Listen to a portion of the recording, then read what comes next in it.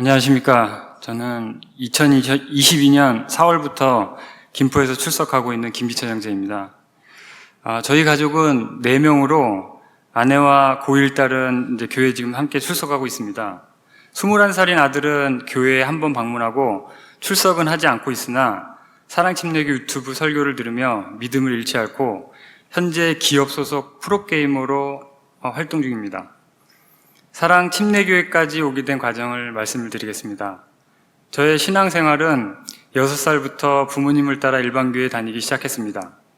처음에 부모님을 따라 나간 것이라 큰 거부감 없이 다닐 수 있었는데 유년 시절부터 성년까지의 신앙생활을 크게 3가지로 요약하면 첫 번째는 친구들과의 즐거운 놀이터였고, 두 번째는 죄에 대한 인식을 했습니다.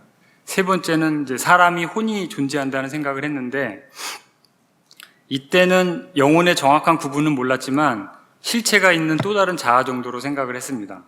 이 중 이제 첫 번째로 어릴 적 다녔던 교회는 이제 마을 산 외곽 산 중턱에 있었는데, 주일학교에는 이제 동네 친구들이 많았고 그 친구들과 놀기 위해 열심히 교회에 다니게 되었습니다. 친구들이 많아서 교회가 더 좋았던 것 같았고, 다른 좋은 기억들도 많은데 여름 성경학교와 크리스마스 새벽송을 돌던 추억은 지금도 좋은 기억으로 남아 있습니다. 두 번째로 죄에 대한 인식을 했습니다.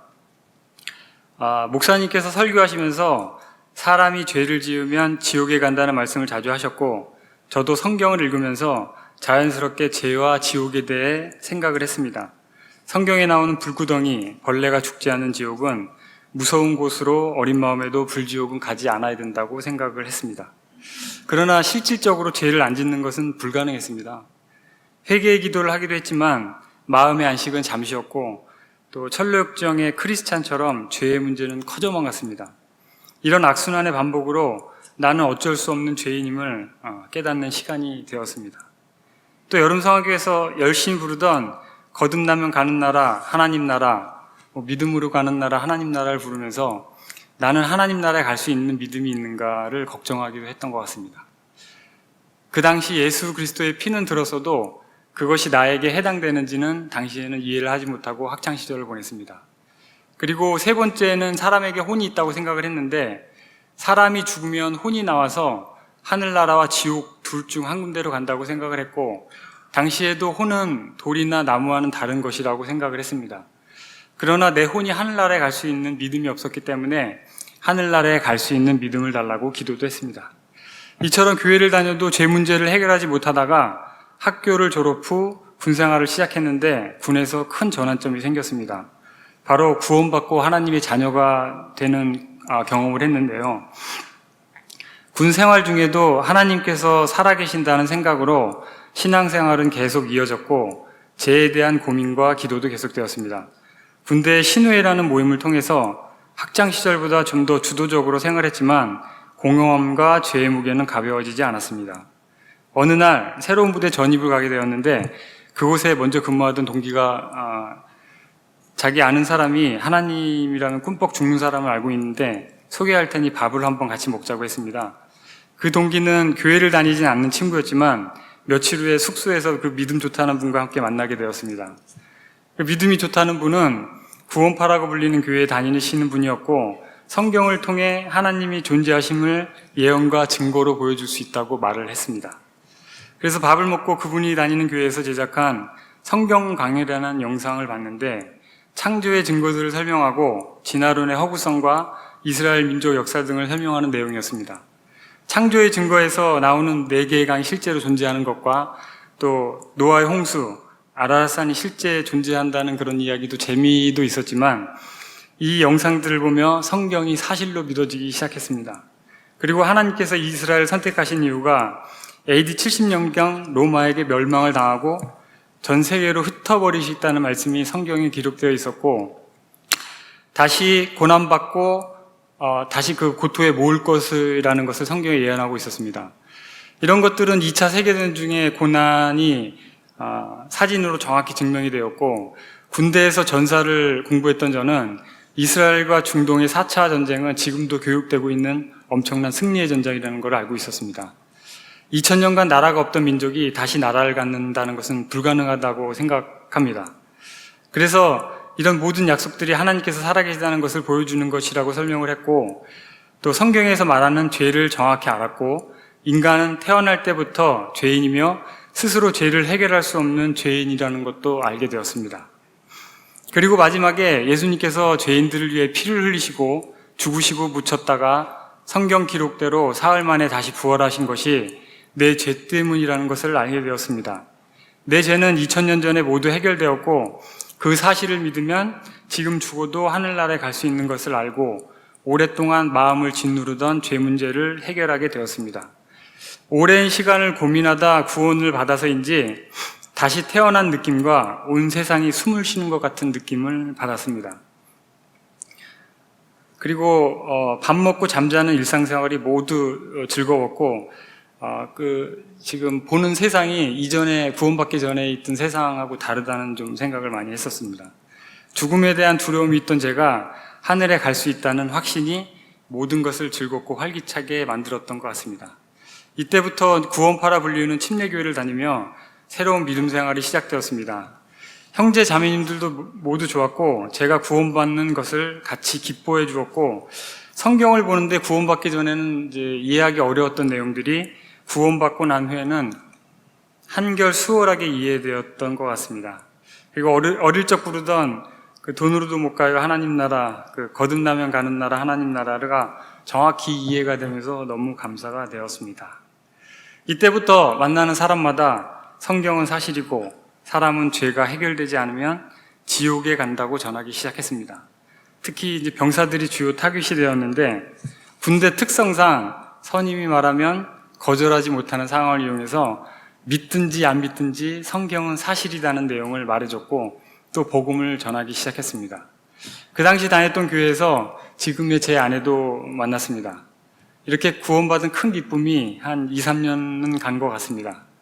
결혼하고 큰아이가 태어날 때쯤 하나님의 은혜로 이직해서 지방으로 발령을 받아서 그곳에 있는 지교회에 다니며 감사한 마음은 변하지 않았지만, 시간이 흐르면서 현실에 타협하는 평범한 믿음 생활을 했습니다.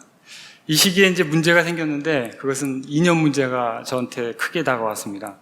저는 이념 문제가 이제 여러 가지 문제를 파생하지만 정치적인 문제와 안보 문제들을 가장 크게 걱정을 했던 것 같습니다. 먼저 정치적인 문제로는 저는 대한민국, 민주주의 대한민국에서 태어난 것을 자랑스럽게 생각을 하고 있었고, 공산주의를 실패한 이념이라고 생각을 했었습니다. 대한민국은 휴전 이후 총성은 없지만 남북한 치열한 체제 전쟁을 했고 대한민국이 승리했다고 생각을 하고 있었습니다. 우리나라가 자유민주주의 나라라는 것에 감사를 했고, 그리스도인 이승만 대통령에 대해 알게 되면서 우리나라의 번영과 발전이 하나님께서 만들어주셨다라는 믿음도 갖게 되었습니다. 군대에서 6.25 전쟁 등의 참사항 등을 영상으로 보고 교육을 받으며 우리나라가 세계 최빈국에서 지금 같은 나라로 성장한 것이 기적이었고, 거기에는 이승만 대통령의 외교 능력과 미국을 동맹으로 만들어 대한민국에 미군을 주둔시킨 것이 굉장히 큰 역할을 했다고 생각을 했습니다. 또한 박정희 대통령의 경제정책 성공, 그리고 세계사에 유례없는 성공한 나라라는 것을 자랑스럽게 생각하고 있었습니다. 근데 어느 때부터 주한미군 철수를 주장하는 정치인들이 생기고 미군은 정복군으로 이 나라에 주둔했다는 정치인을 보면서 걱정이 되기 시작했습니다. 국가보안법 폐지가 정치적인 이슈가 되고 대한민국의 정통성이 부정이 되었습니다. 6.25가 남침이냐 북침이냐가 논쟁이 되었고, 군에 들어오는 병사들은 6.25를 잘 알지 못했습니다. 이때 이제 특정 정치 세력을 알게 되었고, 그들이 주장하는 여러 가지 이슈들이 제가 아는 상식들과 많이 다르다는 것을 알고, 자유민주주의를 허물려는 종북 좌파 정치인들의 실체를 이제 보기 시작했습니다. 그래서 하나님을 부정하는 공산주의자들이 창궐하는 상황을 보면서 많이 절망을 했고, 또 두렵고 떨리는 마음으로 하나님의 보호하심이 그 어느 때보다도 필요한 시기라고 생각을 했습니다. 그리고 안보도 똑같이 걱정을 했는데, 저는 진정한 평화는 조약이나 선언에 있는 것이 아니고 힘과 능력에서 오는 것이라고 생각합니다. 군에서 미국과 한국의 전투장비 등의 차이를 보며 이런 것들이 이제 빠르게 이해가 되었는데요. 미국에 있는 첨단 정보자산이 우리나라 이제 국군이 눈이 대주고, 또 미군의 엄청난 무기들이 우리나라의 능력이 된다는 것을 실감을 했습니다. 주한미군 철수는 시기상조라고 생각을 했는데 분단국가의 현실을 생각하지 않고 철수를 무리하게 추진하는 것은 국가 이익에 부합하지 않는다고 생각을 했습니다. 내가 누리는 자유와 풍요로움이 막 벼랑 끝에 선 느낌을 받았습니다.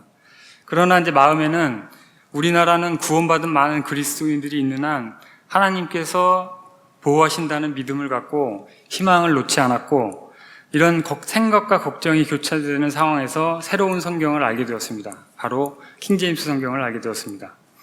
저는 구원받고 개역 성경도 하나님께서 보존하신 성경으로 생각을 했습니다. 하나님께서 보존하시지 않았다면 지금 제가 성경을 보는 것이 불가능하다는 생각이었습니다. 군대에서 만난 형제님 한 분으로 인해 킹제임스 성경을 알게 되었습니다. 그 형제님께서 병사들에게 성경을 찾으면서 열심히 설명하는 것을 보고 저분은 구원을 받고 저런 거를 하시나 이런 의문을 가졌는데, 그가 기회가 돼서 지금 죽어도 하늘나라를 갈 수 있냐고 질문을 한 적이 있는데 저를 빤히 쳐다보는 것이었습니다. 그 질문이 계기가 되어서 킹제임스 성경과 개역 성경을 비교하면서 많은 이야기를 나누게 되었습니다. 저는 킹제임스 성경이 탄생하게 된 배경과 과정을 알게 되며 개역 성경이 번개된 성경이고 킹제임스 성경은 하나님께서 영원히 보존해 주신 성경임을 알게 되었습니다. 킹제임스 성경이 나오게 된 것이 하나님의 살아계신 역사라고 생각을 했습니다. 그래서 저는 기존에 다니던 교회에 제가 알게 된 새로운 사실에 대해 제 생각을 말했는데, 전도사님께서 개역 성경에는 구원이 있고 또 언어는 변하는 것이라고 의미만 전달되면 된다는 말씀을 하셨는데, 저는 그 말에 동의를 할 수가 없었습니다. 의미는 전달됐지만 나쁜 의도를 가지고 변개하면 성경으로서의 가치를 잃어버렸다고 생각을 했습니다. 성경을 번개한 사람들이 하나님을 대적하고 마귀에게 쓰임받는 사람이라고 생각을 했습니다. 그때 이제 논쟁하던 말씀이 시편 12장 6절 7절 말씀인데, 주의 말씀은 순수한 말씀들이니 흙 도가니에서 정제하여 7번 순수하게 만든 은 같도다. 오 주여, 주께서 그것들을 지키시며 주께서 그것들을 이 세대로부터 영원히 보존하시리라 라는 말씀을 가지고 하나님께서는 영원히 보존하신 성경이 있다고 주장을 했고, 또 요한일서 5장 7절 말씀에 하늘에 증언하는 세 분이 계시니 곧 아버지와 말씀과 성령님이시라. 또 이 세 분은 하나이시니라 라는 말씀은 개역 성경에는 일부가 삭제되어 없는데 기존 교회에서는 삼위일체를 가르치면서 말씀에 대한 근거가 없이 가르치는 부분 등 더 이상의 논쟁은 무의미함을 느낀 저는 교회에서 나와서 한글 킹제임스 성경을 사용하는 교회에 출석하며 킹제임스 성경과의 새로운 인연이 시작되었습니다. 지방에 있던 저희 가정은 주의 일에 열심을 내고 싶었지만 지방에서 출석하는 물리적인 한계와 주말마다 시간을 낼 수 없는 상황에서 교재권이 제한이 됐습니다. 그러나 킹제임스 성경과 영국과 미국의 구원받은 그리스도인들의 책과 자료를 보면서 하나님께 감사를 드리던 시기였습니다. 그리고 이전 교회에는 공산주의자들을 두둔하던 분들이 있었는데, 새로운 교회는 성경과 공산주의는 맞지 않다고 현 상황을 교제해 주시는 분들이 많아서 교제하기가 굉장히 좋았습니다. 그런데 이제 목사님의 범죄함과 그 범죄를 끝까지 인정하지 않는 모습 속에서 실망을 하게 되었습니다. 그리고 첫째 아이도 교회에서 운영하는 대안학교에 보냈는데 약간 불합리한 불법까지 있는 사실을 알게 된 저는 가족과 함께 교회를 나오게 되었고, 공산주의자들의 득세와 이념 논쟁으로 시끄러웠던 시기에 다녔던 교회에서 실망감이 너무 큰 저는 교회를 잠시 다니지 않게 되었습니다. 아내와 딸아이는 소규모의 임시교회를 거친 후 사랑침례교회를 먼저 나오고, 저도 아내의 권유로 킹제임스 성경을 쓰는 사랑침례교회를 알아보게 되었습니다. 사랑침례교회도 알고 있었고 킹제임스 흥점력도 똑같은 성경이라고 생각했으나 인터넷으로 목사님의 설교를 찾아 들어보니 온화하시고 설교가 저에게 너무 잘 맞고 좋았습니다. 그리고 성경과 함께 많은 교육 자료를 무료로 인터넷에 올려주시는 모습을 보고 사랑침례교회에 대한 신뢰를 갖게 되면서 교회를 출석하게 되었습니다. 제가 사랑 침례교회 다니면서 좋은 점은 바른 하나님의 말씀과 바른 역사관, 바른 이념 교육이 좋은 것 같습니다. 이승만 대통령, 박정희 대통령, 전두환 전 대통령의 전기등과 근대사, 그리고 탈북자가 쓴 책 등 여러 가지 자료를 보고 알게 된 내용들을 사랑 침례교회에서는 체계적으로 올바른 역사관을 어릴 적부터 알 수 있게 교육해 주시고 훌륭하신 분들을 초빙해서 교육을 해 주시는 점도 좋았습니다. 그리고 교회에서 추진하는 사역에 동참을 하고 또 교회에서 출판한 책과 자료를 공부해서 건강한 정신과 바른 판단을 하는 민주시민으로서의 자질을 가질 수 있을 것이라고 생각을 합니다. 말세에 하나님께서 우리에게 맡겨주신 사명을 다하기 위해서 노력하고 깨어 있어야 할 시기에 바른 교회로 인도해 주신 하나님께 감사드립니다. 부족한 말씀 정청해 주셔서 감사합니다.